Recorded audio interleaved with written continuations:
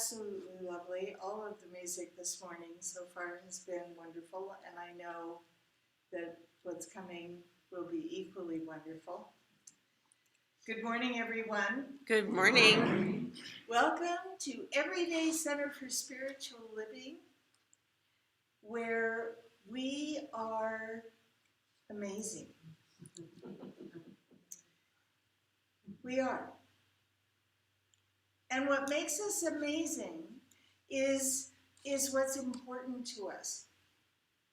What makes us amazing is how much we care about each other. Yes. What makes us amazing is how we relate with each other, and for some of us it only happens on Sunday, and for others of us it happens throughout the week, and it's not like that's important one way or the other, because we know that if we call upon each other, we're there. Exactly. Right. If we call upon the practitioners for prayer, we're there. Yep. Yes, sirree. Yes, sirree. The word, according to Patty Berry, has been spoken.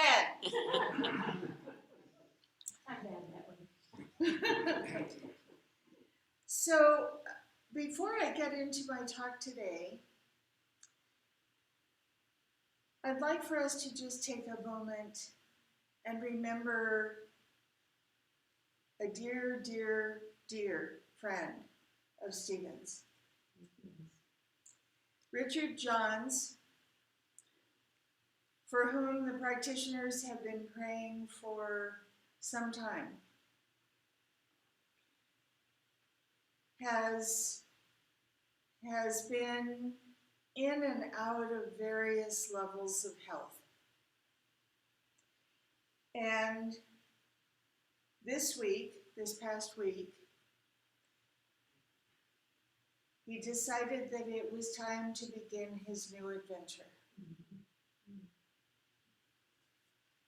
He is being honored on Tuesday the 20th between 2 and 4:30 p.m.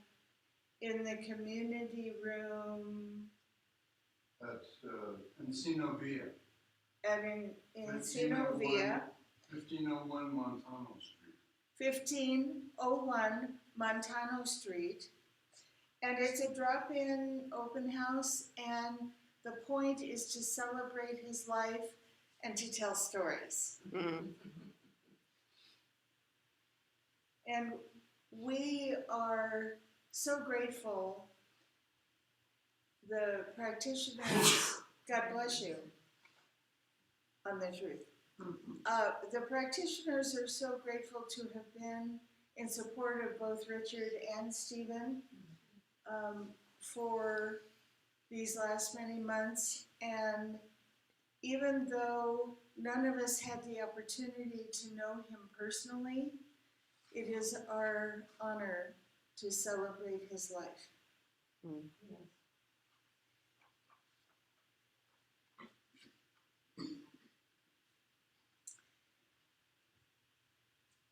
For the past 3 weeks, we have been talking about fear. Well, the past 2 weeks, we've been talking about fear. Or 3 weeks. This is the third.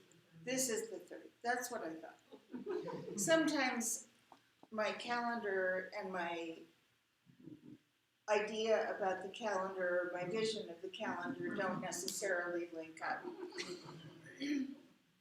And first we spoke of fear and approaching it with curiosity.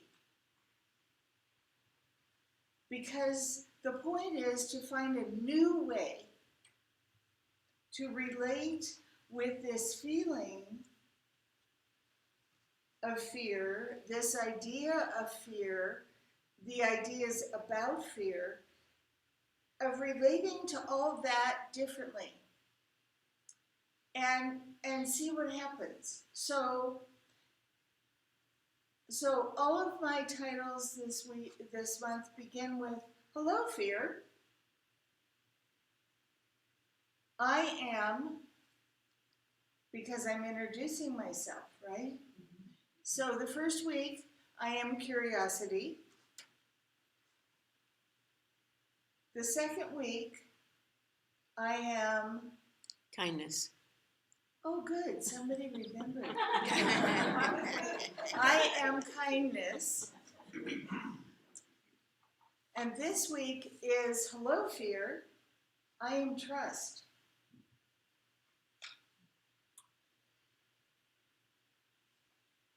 Now, are we trusting the fear? Or are we trusting a different idea about fear? In the first 2 weeks, I made the point a few times that all of the feelings that we have deserve our attention, Mm-hmm.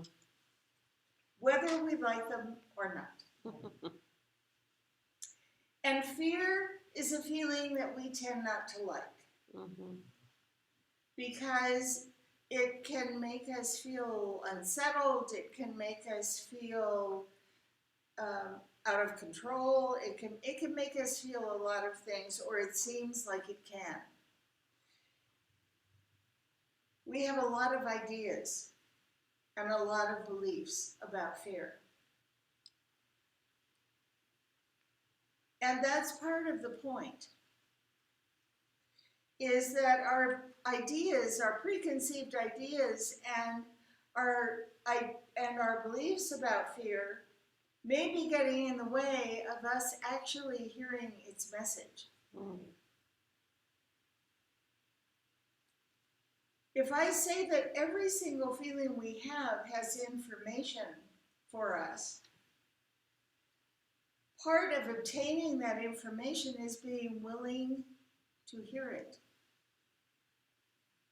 And in order to hear it, we may have to get quiet. We may have to be with someone else who can help us access whatever it is that that feeling is trying to tell us. Whatever helpful, even though it may not feel helpful, whatever helpful information that feeling has for us. Where does trust come into play? Well, trust comes into play in a few ways.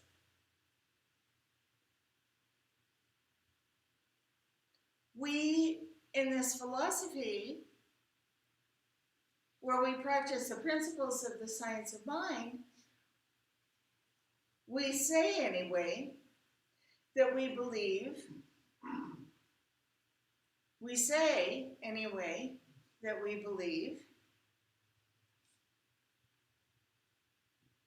that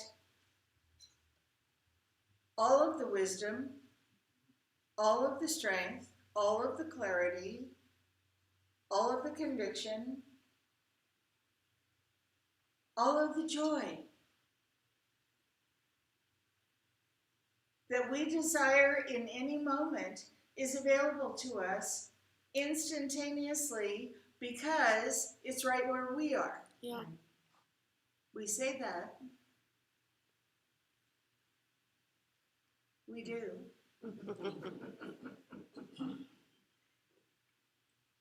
And still, all of it can feel like it's missing or we've lost track of it. You know, it's like looking for your glasses when they're on the top of your head. All of it can feel like it's missing when something like fear or doubt or regret or guilt, or the list goes on and on. But I'll just stick with fear for now. When it is occupying our attention. Mm.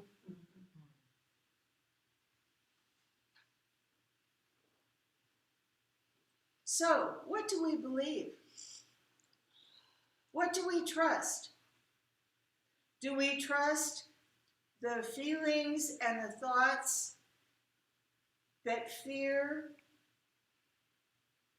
is imparting?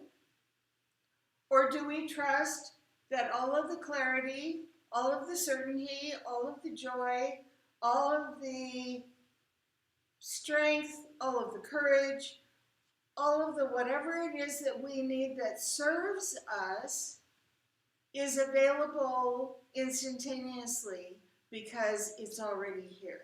Mm. Either way, we believe in something. Yes, absolutely.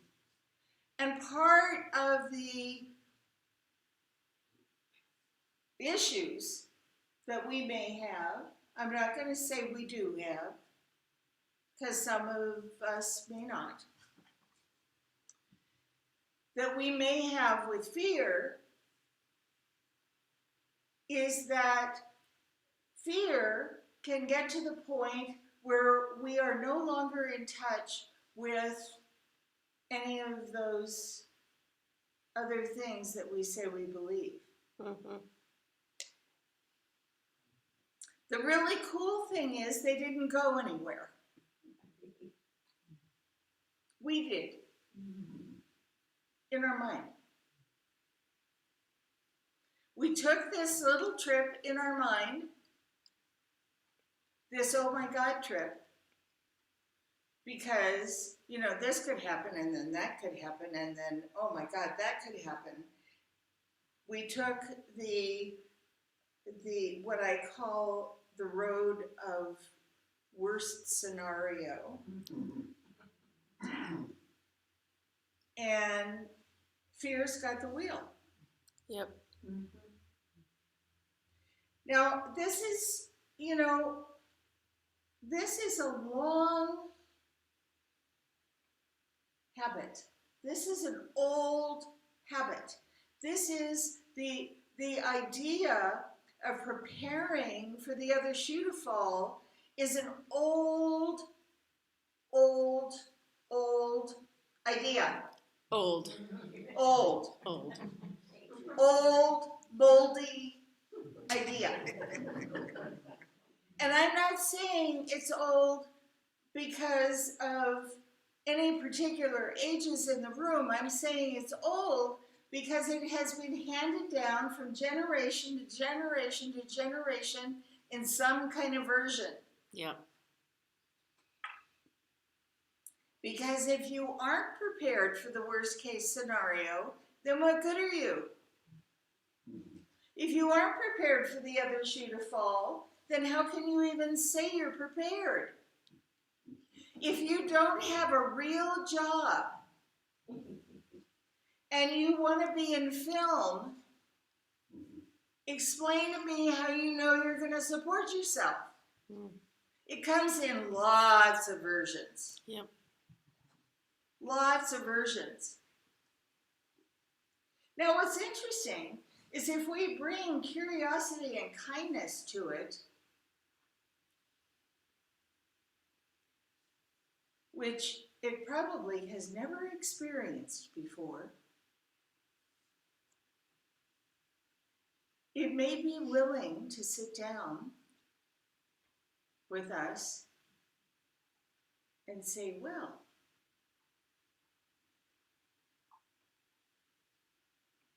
if we ask in our gentleness, in our kindness, in our curiosity, if we ask the fear feeling that we're having or the fear feelings that we're having, talk to me. I want to understand how you arrived at these conclusions. Because they don't make sense to me. And I really want to understand. Well, first it's going to tell us, I've had some experience with this experiment. First it's going to tell us all of the evidence that supports its protecting us in this way, which is what fear thinks it's doing. Isn't that amazing? This thing that can feel so uncomfortable and can cause us to feel anxiety and worry and lots of other things is actually intending to protect us from all of those bogarts out there. Anybody a Harry Potter fan? Bogart, look it up. So what's interesting about bogarts is that bogarts are a reflection of what we're afraid of Yep. in the Harry Potter books. And the way you get rid of a bogart is you look at it and you say, you look it in the eye, the thing that you're most afraid of that's standing right in front of you, you look it in the eye and you say, ridiculous! Ridiculous. Now, I'm not saying that would work for everything. And in the books, that serves a purpose, but you never find out what's underneath the fearful feelings. And finding out what's underneath the fearful feelings may be quite interesting because it may have nothing to do with us. Mm-hmm. A lot of our fearful feelings have nothing to do with us. They're these little gifts that were given to us by other generations or people of influence in our younger lives.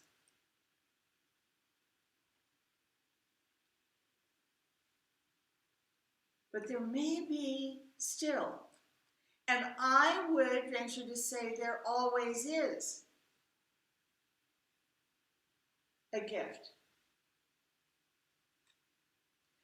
There always is information that we would find of value if we could but hear. If we could relax. Just imagine with me for a moment. I'm not going to ask you to close your eyes or anything, but just imagine with me for a moment that you're sitting in a chair and fear is sitting in a chair in front of you, and it looks like whatever it is that you're feeling afraid of. And you're having this conversation and you're trying to maintain your curiosity and kindness and not get caught up in the feelings that you've had before so that you can discover what the gift is. Discover what the information is. And that takes trust. That takes profound trust in ourselves. Mm.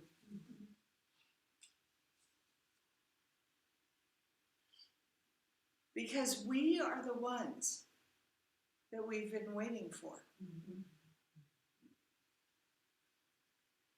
And it is time for us to step out of old patterns, of old ways of reacting to stimulus that no longer really has anything to do with us. Mm-hmm. Anybody? No, I'm not going to ask for a show of hands. But anybody go into reaction about something that has no direct relation to them? Yeah. You know what's interesting about that? Is how long it takes us to come down from that. Mm-hmm. Whereas if and when we can respond, we can mindfully respond and heartfully respond to something that's going on either that impacts us directly or going on in the world, we can then move on. That's not to say set it aside, but it is to put it in perspective in terms of where we can have positive impact. And I promise you, when we're feeling afraid and when we're feeling anxious, we cannot have positive impact. Mm-hmm. They just don't fit in the same room.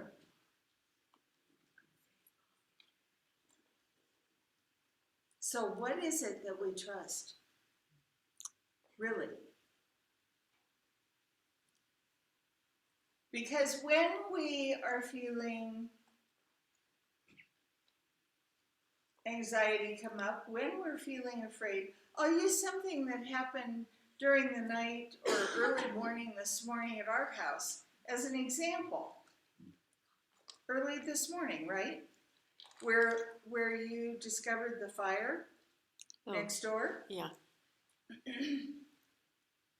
And somebody had a big, what sounded to me by Denise's description, like this big bonfire of whatever going. Now, I remember my mother telling me about the days of incinerators, but at least things were contained. This was open. This was out in the open. And there isn't any place in New Mexico that I know of that is completely free of the danger of fire. And so Denise was concerned. And she had to go check it out to make sure that that everything was okay, that we didn't have any exposure to this situation, that it appeared to be safe. And that's just reasonable, wouldn't you say, to go check it out? Had she kept checking it out, and kept checking it out, and kept checking it out, just to make sure, just to make sure, just to make sure.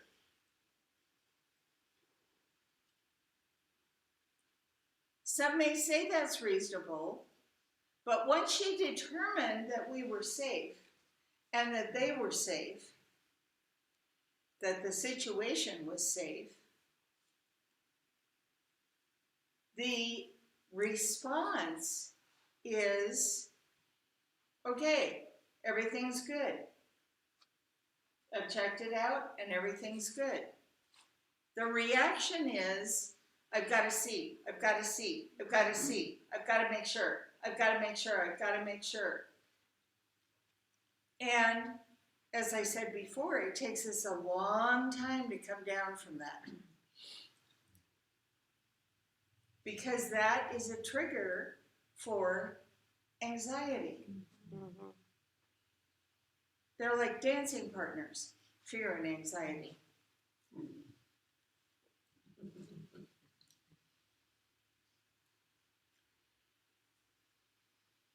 So as we're bringing the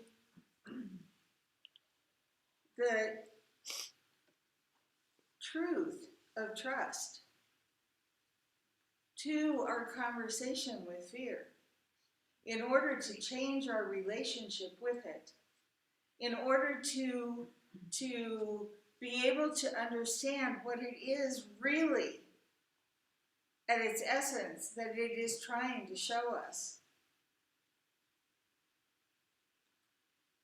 That is just masked by all of these scary things that started as an idea in your mind. Mm-hmm.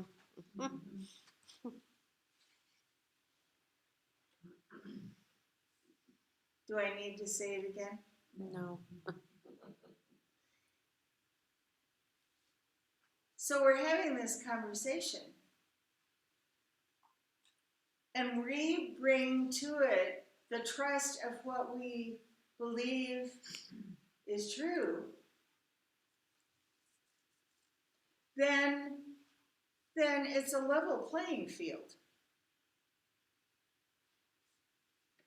Fear doesn't have the upper hand anymore.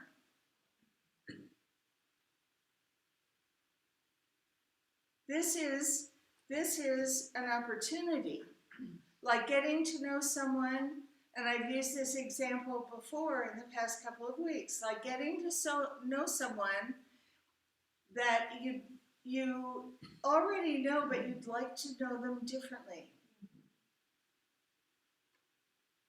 And the only way that's going to happen is if you open the door. Mm-hmm.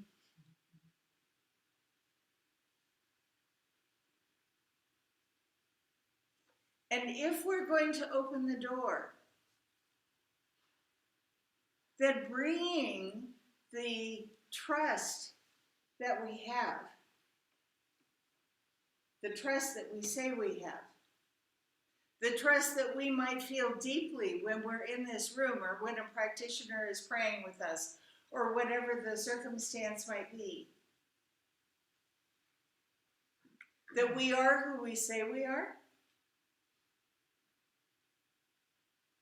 that one life, a spirit, lives and moves and has its being by means of its creation and is revealed by means of its creation, then what is there to fear?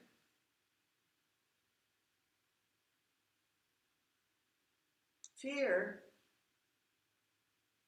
is a human creation. It's a human creation. And there are lots of reasons and lots of choices that human beings have made and still make that cause other people to feel afraid. Mm-hmm. And that is all about power. Yep. But we aren't in a power struggle with our own beliefs, with our own selves, right? Right. That's the silliest thing I ever heard. Mm-hmm.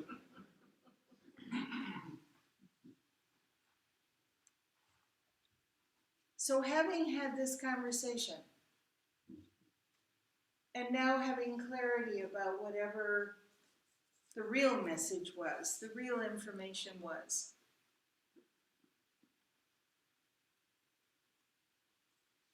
we can then use our experience of these conversations, of these new approaches with fear. We can then use them to develop true courage. Mm-hmm. And courage is about living the life that we say we believe is ours. Right. That is the deepest courage there is to walk our talk Yes. under all circumstances. Walking our talk and having the courage to live the life that we say we believe is ours to live, and the reason that we know that, or we say we believe that we know, that we are here right now, which is no accident, by the way.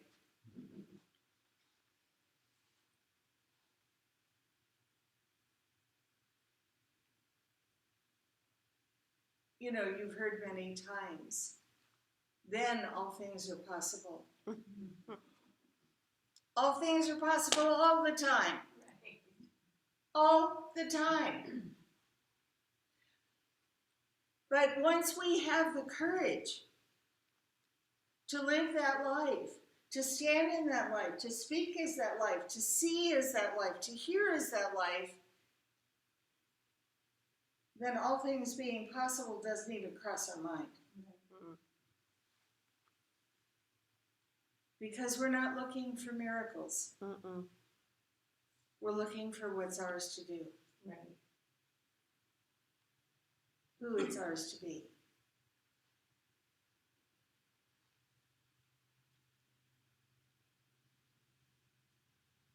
So I welcome you to a week of experimentation